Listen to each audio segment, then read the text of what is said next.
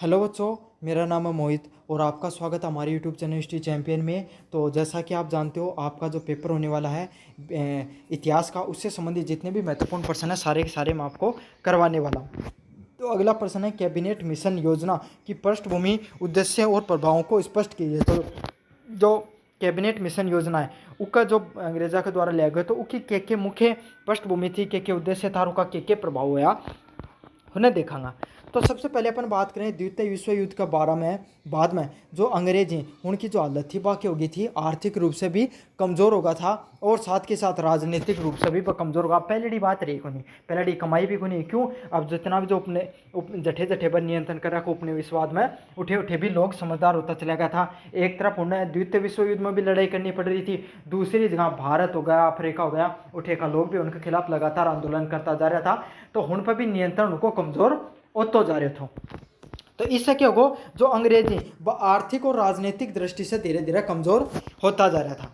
तो इससे क्या, भारत में स्वतंत्रता आंदोलन तेज होगा। अब भारतीय लोगों ने, मेरे पाठ को यो ही टाइम है अंग्रेजों स्वतंत्रता लेने को। तो इससे क्या है, भारतीय लोगों ने इस चीज़ का फायदा उठाया और जो भारत का जो स्वतंत्रता आंदोलन है वो धीरे धीरे और तेज होता चला गया। और ब्रिटिश सरकार को धीरे धीरे ये स्पष्ट हो चुका था कि अब भारत में सत्ता का स्थानांतरण अप्रिय हो गया। मतलब अब तो भारतीय लोगों को सत्ता देनी पड़ेगी, नहीं तो आप यहाँ लगा है कि अपना दूसरा ने राज कराया करता, आप लोग राज जातो लगा। समझ में आ रहे हो ना कि मतलब अब ब्रिटिश सरकार की हालत हो गई थी, अपने देश में उनके तंगी आनी शुरू हो गई थी। तो उन्हें पता चल गया था, भैया ही बात है, जब आदमी दूसरा घर का दूसरा तो रुपया जब देना, जब अपना घर 2 रुपया बची, खुद का घर है कुछ कौन बच रहे हो, तो क्या करो। अब उनका समझ में आई कि भारतीय लोगों ने अपना ने शासन दे देना चाहिए। इसी के परिप्रेक्ष्य में ब्रिटिश सरकार, ब्रिटिश प्रधानमंत्री क्लेमेंट एटली ने मार्च 1946 में कैबिनेट मिशन को भारत में भेजा। तो एक ले के करो 1946 में जो अंग्रेजा के द्वारा के करो कैबिनेट मिशन उन्होंने भारत में भेजे थे, जिन 3 ब्रिटिश मंत्री था। कौन? भारत को सचिव बना के लॉर्ड पैथिक लॉरेंस ने, कौन? लॉर्ड पैथिक लॉरेंस ने भेजो गयो, सर स्टैनफोर्ड क्रिप्स ने भेजो गयो जो वाणिज्य मंत्री थे, और एवी अलेक्जेंडर ने भेजो गयो जो प्रथम लॉर्ड के रूप में जिन्हें जाना जा है। अच्छा, पृष्ठभूमि की बात कहाँ, भारत छोड़ो आंदोलन 1942 के बाद में जन आंदोलन की तीव्रता बढ़ी। तो थानबेरा भारत छोड़ो आंदोलन है। क्यों भाई, यो जरूरत क्यों पड़ी अंग्रेजा ने कैबिनेट मिशन छोड़ भेजन की? मैंने बात यह है ना, तो बात देखांगा। तो एक लिए भेजो गयो, क्यों? क्योंकि भारत छोड़ो आंदोलन है वो गांधी जी पहली बार बोले, बोला दिन होगा बोलियो, और चिट्ठी हाथ में लिया, अब की बार सिर में ही मारा अंग्रेजा का है। तो पहली बार हिंसा को प्रयोग करेगो कि का द्वारा महात्मा गांधी भी आह्वान कर दियो कि बोलो के तो मरो और के बोलो करो, कोई सो काम करके छोटो, बोले बोला दिन होगा अपना नहीं यहाँ बैठ बैठ के काम चलाया, अब की बार कर ही दो काम। तो इन्होंने क्या किया, 1942 में जो भारत छोड़ो आंदोलन है उसकी सिर्फ शुरुआत हुई थी। उसके बाद में उसके क्या, धीरे धीरे वो आंदोलन बहुत ही हिंसात्मक रूप से फैलने लगा, जन आंदोलन के रूप में उसकी तीव्रता फैल गई थी। द्वितीय विश्व युद्ध में भारत की भागीदारिता के कारण ब्रिटिश पर लोगों पर दबाव बना। तो क्या हुआ, द्वितीय विश्व युद्ध के बाद में क्यों भारतीय लोग हैं उनके भागीदारी नहीं देने कारण के में तो कोई नहीं लड़ा था साथ, तो क्यों इस पर ब्रिटिश सरकार पर धीरे धीरे और दबाव बनना शुरू हो गया था। मुस्लिम लीग की मान पाकिस्तान की, तो 1940 में जो भारत हिंदू मुस्लिम लोगों के बीच में दंगे देखने को मिल रहे थे धीरे धीरे, तो इससे क्या प्रशासनिक रूप से भी जो अंग्रेज है वो कमज़ोर होते जा रहे थे, वो भी आंतरिक प्रशासन है भारत उसको भी संभाल नहीं पा रहे थे। तो इन्होंने क्या किया, जो मुस्लिम लीग है वह लगातार मांग करी, भाया माने तो अलग देश चाहिए पाकिस्तान। समझ में आ गई? तो गांधी को कोई योगदान को नहीं थे, यहाँ थे इंस्टाग्राम पर पढ़ के, यो व्हाट्सएप पर पढ़ के पढ़ा लिखा हो कि अनपढ़ा जाए की बात करते हो कि महात्मा गांधी पाकिस्तान को, वो भारत पाकिस्तान को विभाजन किया। महात्मा गांधी का उसमें कोई योगदान नहीं था, वो उन कुछ व्यक्तित्व में था जिन्होंने इसका प्रखर विरोध किया था। समझ में आ गई थारा बात? बढ़िया चीज़ पढ़ा करो, अच्छी किताबा नहीं थारे कोर्स में चीज़ चली ना, अन्य भी पढ़ा करो थोड़ी घनी देर, इंस्टाग्राम पर रील ही मत देखा करो सारा दिन। तो इन्होंने मुस्लिम लीग की जो मांग थी 1940 में कि भाई इसमें सबसे पहले जिन्ना ये था कि इन्होंने तो जिन्नाया बैठो कि मैं प्रधानमंत्री बनूँ, इन्होंने जवाहरलाल नेहरू बोले मैं प्रधानमंत्री बनूँ। तो दोनों भाई लड़ाई हो गई, अब घर में दो दादा आपस में भाई, अब दो बकरी ने बोले दो शेर एक जगह घूम रहा है, उसकी एक शेर है इसका, तो दोनों क्या करो आपको फैसला लियो कि आप हाँ 2 अलग अलग जगह देशा को निर्माण कराना। तो उस टाइम में पहली बार मुस्लिम लीग के द्वारा पाकिस्तान की मांग की गई और पाकिस्तान हिंदू मुस्लिमों के बीच में दंगे बहुत व्यापक स्तर पर देखने को मिल रहे थे।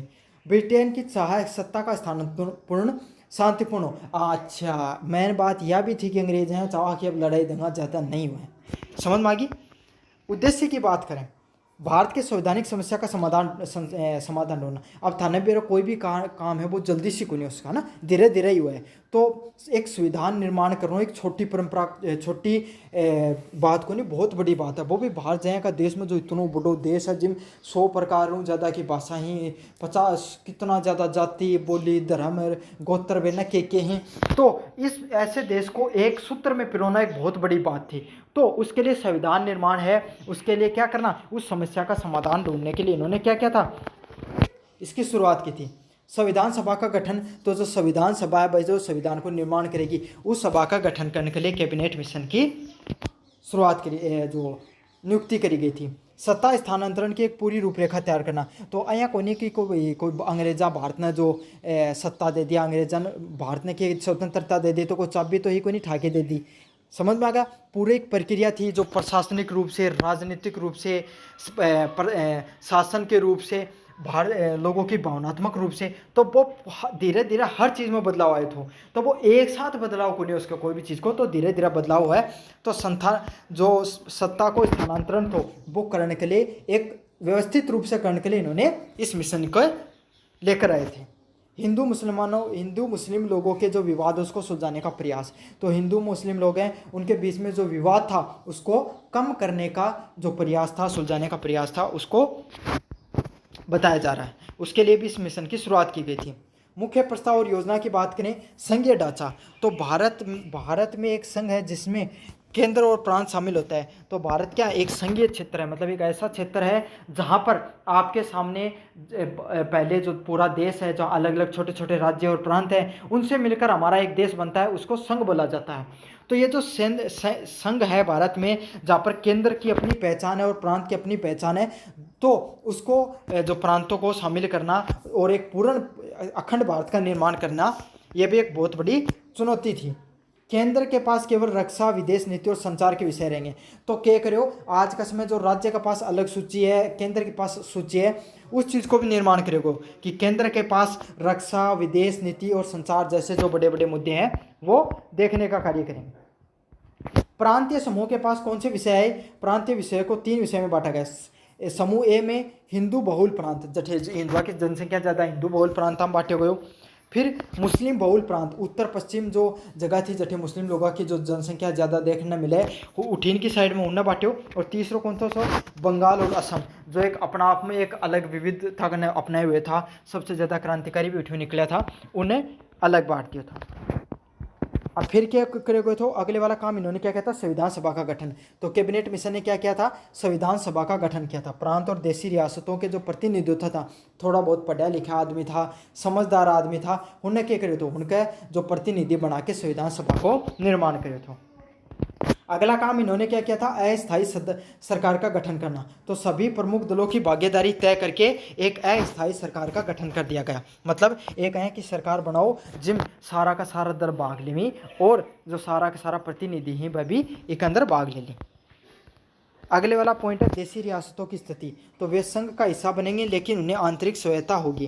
तो देशी रियासतों ने कह दियो संघ को हिस्सा भी बनायो और इन्हें उनको आंतरिक स्वायत्ता भी दे दी गई कि भाई थे भी अपना रूप से स्वतंत्र हो। अंग्रेज सियाना बहुत था, भाई क्या करो, भाई समझा कि अगर अन्य जो प्रांत थी ना, प्रांत मतलब जहाँ अजमेर को गो, अपने यो मेवाड़ होगो, मारवाड़ होगा, ये क्षेत्र होगा, हंडा क्या स्वायत्ता देते हैं, तो क्या आज न तो काल आपस में लड़के आप ही मर जाएंगे। समझ में आ गई, अनुशासन कौन सा लगो। लेकिन जो सरदार वल्लभ भाई पटेल ने देश के एकीकरण का इन्होंने कार्य किया था। तो ये करो, ये तो यहाँ भी कहो तो कि भाई कोई चाहो तो भारत में भी इसको लेस कर, कोई चाहो पाकिस्तान में लेस कर, कोई चाहो तो वो आपका अपना आप खुद के तरफ पे भी केकर्स का स्वतंत्रता देश का। प्रभाव की बात करें, क्या क्या प्रभाव देखने को मिला इस जो आंदोलन का, जो सकारात्मक प्रभाव भारत के भविष्य के संविधान के निर्माण की दिशा तय हुई। तो भारत को जो भविष्य या संविधान को जो निर्माण है, उसको जो नीतियाँ को निर्माण करने के लिए जो दिशा है, निर्देश है, वो तय हो गया था। साथ के साथ जो संविधान सभा का गठन है वो 1946 में दिसंबर में इस मिशन के द्वारा किया गया था। सत्ता स्थानांतरण की प्रक्रिया को धीरे धीरे शुरुआत कर दी गई थी। तो इस जो ये आपके सामने ये जो कैबिनेट मिशन आया था, इसमें सबसे पहले जो सत्ता है उसको स्थानांतरण करने का प्रयास किया था, उस प्रक्रिया को शुरुआत करने का इन्होंने कार्य कर दिया था। अब नकारात्मक प्रभाव की बात करें, इससे क्या हिंदू और मुस्लिम लीग के बीच में इन्होंने विवाद बढ़ा दिया। तो इससे क्या हिंदू और मुस्लिम लीग है उसमें और धीरे धीरे कांग्रेस और मुस्लिम लीग के बीच में विवाद और गहरा था चला गया। तो राजनीतिक रूप से क्यों अब सब ने बाह्य सत्ता चाहिए, तो आपस में लड़ाई होनी भी धीरे धीरे शुरू हो गई थी।